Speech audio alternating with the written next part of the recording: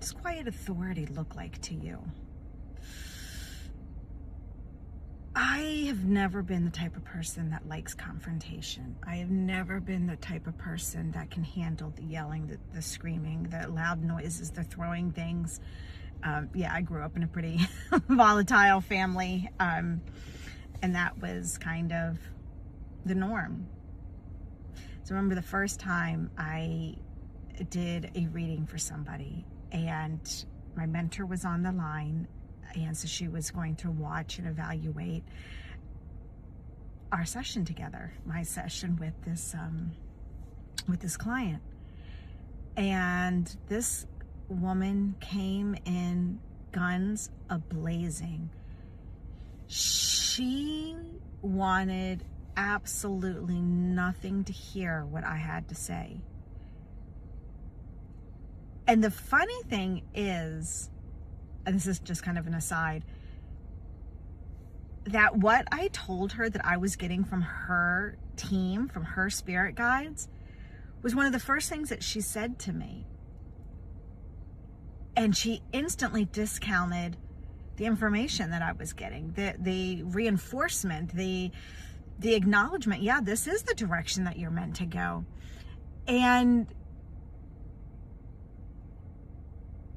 But that's not where she wanted to go. And that's the rub, right? That's the rub of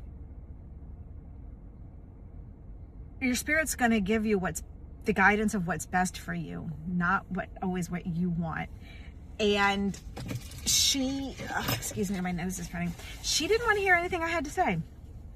And it so stunned me because all she kept saying over and over and over again, just tell me what my guides think. Just tell me what my guides want me to do. Tell me what, direction my guides want me to go.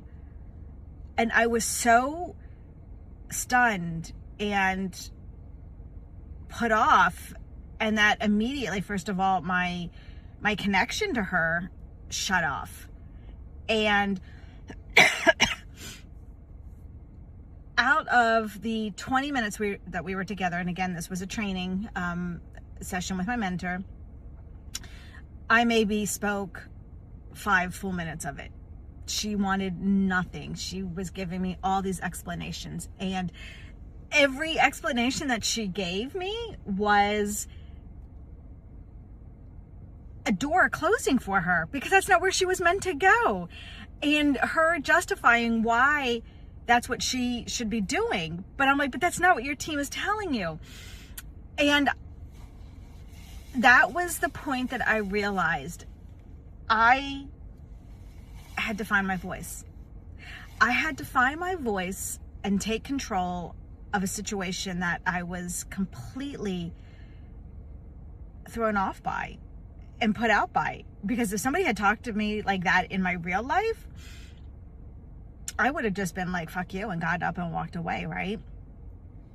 And walking the fine line of being professional and with a client and having somebody watching, which adds a whole nother pressure. Yeah, it made me really do a lot of work internally. And I know, I'm sure you've heard the term shadow work and what that looks like. And this was definitely a shadow work moment, that I could go back and really look at why I was triggered, how I reacted to being triggered, and how I could prevent that from happening again. And so I'm saying this to you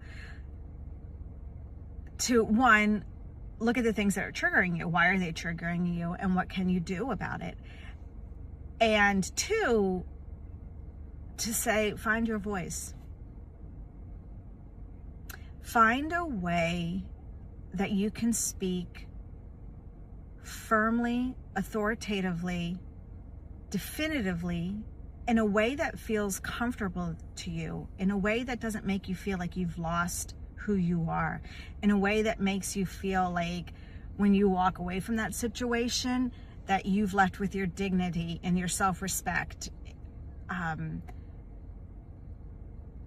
for yourself, yeah, self-respect for you, and also respect for that person too. Like, nobody deserves to be completely shit over, but everybody deserves to know what your boundaries are and how you will handle being spoken to.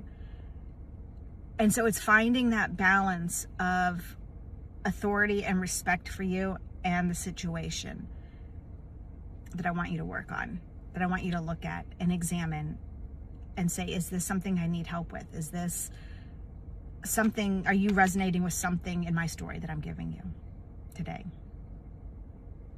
I'd love to hear about it in the comments. Have a wonderful day. Bye.